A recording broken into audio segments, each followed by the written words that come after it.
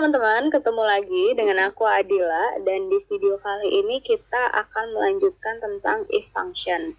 Di sini aku mau share tentang nested if. Nested if itu jadi sebenarnya if function yang dimasukkan ke dalam if function lagi. Jadi if.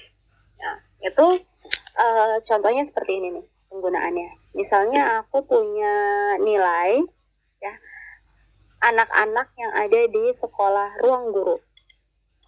Nah, di sini ada Adila, nilainya 45, terus ada Indah, ada Dini, ada Iman, ada Usman, ada Belva, ada Deva. Nah, di sini aku mau ngasih hasilnya gimana. Kalau nilainya di bawah 50 dia gagal. Kalau di atas 55 dia lulus. Kalau di atas 80 dia juara. Nah, jadi mau aku ifin. Jadi kalau misalnya ini gimana nih hasilnya si Adila ini? Itu sama dengan if ya. If nilainya ada di E5, logical test ya. If E5 kurang dari 50. Nah, ini jawabannya apa? Dia gagal. Berarti B4. Oke. Terus kalau enggak, berarti kan dia di atas 50 ya. Ini kita lihat dulu. Berarti kita masukin if lagi di gagalnya itu. Kalau misalnya dia di atas 50, kita cek lagi nih. Dia ini di atas 80 apa enggak?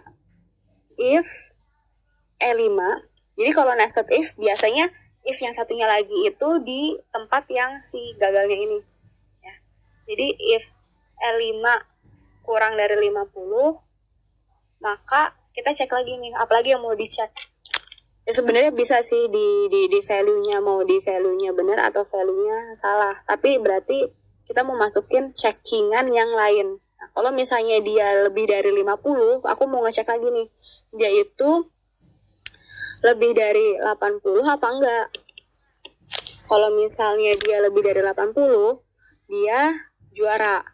Tapi kalau enggak, karena berarti dia ya udah sama aja kayak orang-orang yang di atas 50 yang lain. Berarti dia cuma lulus aja. Nah, di sini kita if-nya cuma sampai situ doang. Jadi if-nya cuma kalau dia di atas 80 juara, kalau enggak ya udah lulus aja seperti biasa. Nah, di sini ditutup lagi deh. Abis if yang kedua, kita tutup dulu, jangan lupa formulanya. Terus yang berikutnya, formula yang pertama ini belum ditutup, baru ditutup pakai tanda kurung ya, tanda kurung. Terus baru di enter. Oh, karena dia di bawah 45, dia di bawah 45, di bawah 50 dia gagal. Nah, sekarang yang 60 nih, hasilnya kayak apa? Copy aja formulanya, paste. Nah, dia juara. Oh ya, jangan lupa karena ini aku tabel referensinya itu konsisten ya.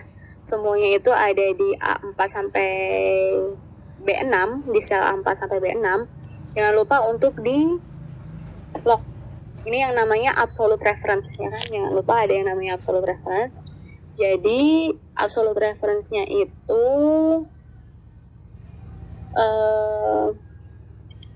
kalau dia gagal kan tadi B4 ya, berarti B4-nya di lock. Terus kalau dia lebih dari 80 B6-nya di lock. Kalau sisanya dia cuma lulus B5-nya yang di lock. Jadi biar nggak pindah-pindah soal referensinya. Kalau mau ngecek bisa di double click. Nah, ini copy lagi ke bawah, dia lulus. Si Indah ini lulus.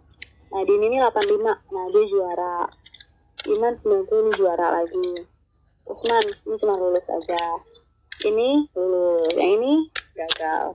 Nah, jadi ini cara menggunakan nested if. Jadi mau memasukkan if di dalam if, fungsi if di dalam if.